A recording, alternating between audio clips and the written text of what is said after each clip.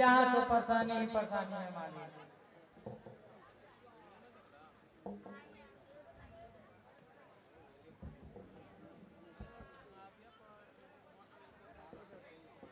पूजा पढ़ाई कर रही है और भर पेट खाना भी नहीं मिलता, तो पढ़ाई कहाँ से होगी। और पूजा के पापा मजदूरी करने लगे, और किसी दिन काम मिलता तो किसी दिन नहीं मिलता, इसी में गुजार चल रहा है। अरे ये तो बहुत बड़ी समस्या है। हाँ, एक उपाय है। तुम इस गरीबी से छुटकारा पाने के लिए तो क्या है? तुम हमारे हवेली में नौकरानी के काम कर लो, उससे थोड़ा पैसा मिल जाएगा। अरे सत्या भी मजदूरी कर रहा है और चैन की रोटी खाओगे और पूजा की पढ़ाई भी होती रहेगी। उपाय तो आपने सही बताया मालिक, लेकिन सत्या को ये बात पसंद नहीं मालिक। उनका कहना है मैं गरीब व्यक्ति हूँ मालिक, लेकिन किसी के आगे हाथ नहीं फैलाता। उसका भी कहना सही है, क्योंकि वो गरीबी के साथ साथ एक देशभक्त भी है। वो अपने वसूलों का पक्का है। ठीक है, मुझे जो अच्छा लगा मैं तुम्हें बता दिया। काम करना है तो कल से हवेली में आ जाना, ऐसी तुम्हारी मर्जी। ठीक है, पूजा को पापा को आने दीजिए, आप उनको समझाएंगे तो शायद मान जाए, तो अवश्य आपकी बात मान जाएंगे। अरे मैं क्यों कहने लगा, समस्या तो तुम्हारी है, समाधान तो तुम खुद अपने करोगे। मेरी आदत तो तुम्हें तो पता है, मैं छोटे से मुंह नहीं लगाता।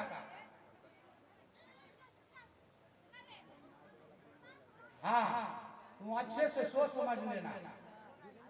अगर आने की इच्छा हो तो हवेली में आ जाना। तुम्हारे लिए हवेली का दरवाजा हमेशा खुला है। अच्छा, मैं जाता हूँ।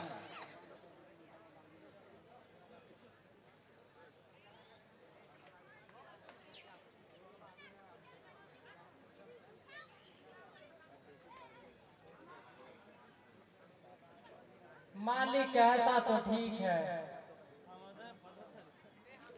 लेकिन पूजा के पापा तो आ जाए, उनसे पूछकर फिर देखती हूँ तो फिर क्या कहते हैं।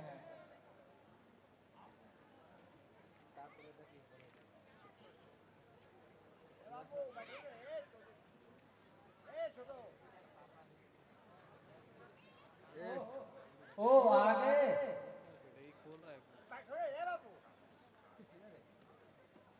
रात ज्यादा हो चुकी है और पूजा खाना मांग रही थी और घर में कुछ खाने को नहीं थी।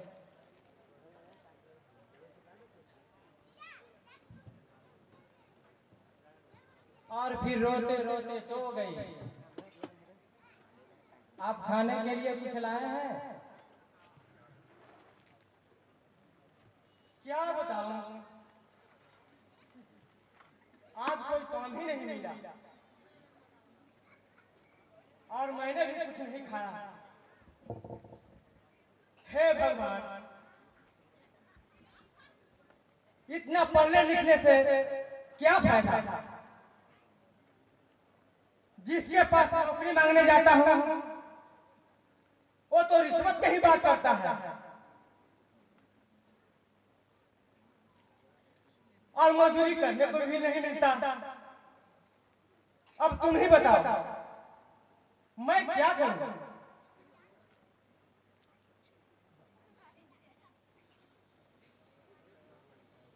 मेरी भोली सी बेटी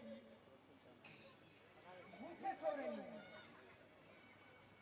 मैं इतना बड़ा शरीर लेकर मैं अपने बीवी बच्चों का पेट भी नहीं भर सकता।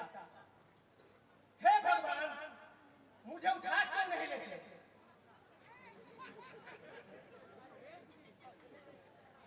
ठीक है, घबराइए नहीं। रोने पीटने से तो कोई फायदा नहीं होगा और पेट भी नहीं भरेगा। तो फिर आगे की सोचिए, अब क्या करना है। पूजा फिर सोकर उठेगी और फिर खाना मांगने लगेगी।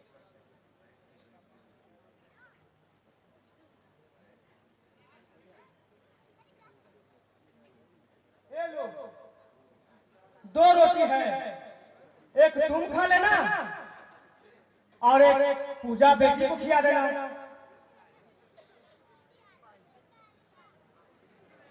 जब सोकर उठे तो मुझे दे देना।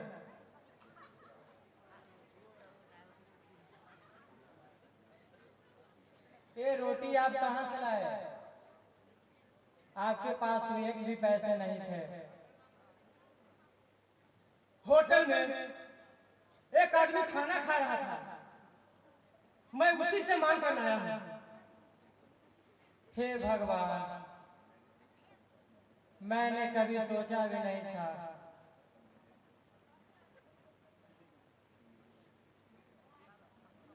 कि मेरे पति भीख मांगेंगे। हे भगवान, ऐसी गरीबी और किसी को मत दिखलाना। हाँ, मैं तो भूल ही गई थी। अभी अभी ठाकुर भानु प्रताप आए थे। क्या? और क्यों आए थे? वह कह रहे थे यदि सत्या की कमाई से अगर घर नहीं चल रहा तो ऐसा करो, तुम मेरी हवेली में नौकरानी का काम कर लो। कुछ पैसे मैं दे दिया करूंगा और कुछ सत्या कमा कर लाएगा और खुशी खुशी रहोगे भी और पूजा की पढ़ाई भी चलती रहेगी। कहता तो सही है, लेकिन क्या?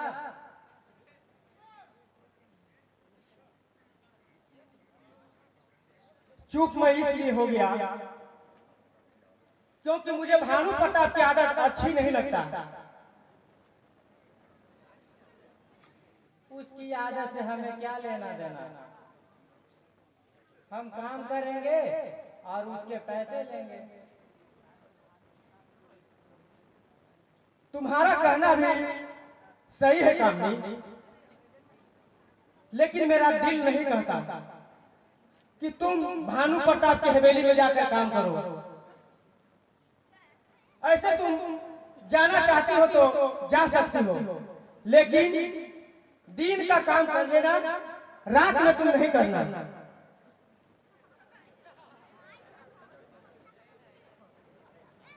लो, अब पूजा भी जाग गई।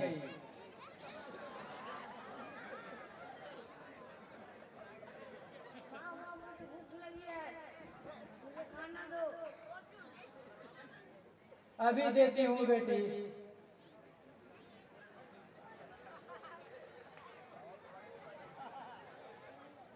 लो, खा लो।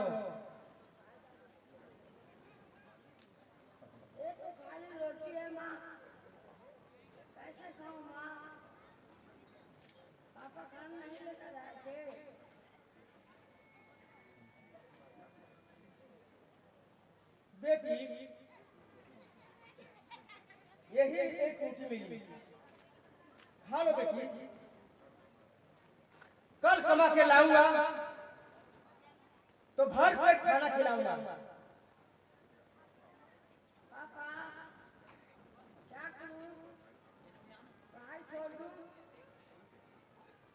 क्यों बेटी, तुम अपना पढ़ाई क्यों छोड़ेगी? स्कूल की फीस भी बाकी है और पढ़ाई के लिए पैसे भी नहीं है।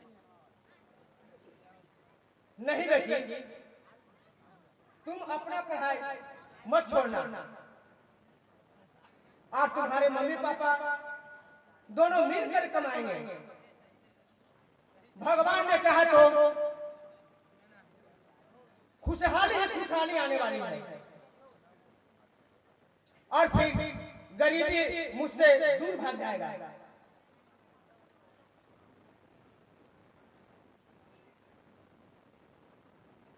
एक रोटी अभी भी बची है,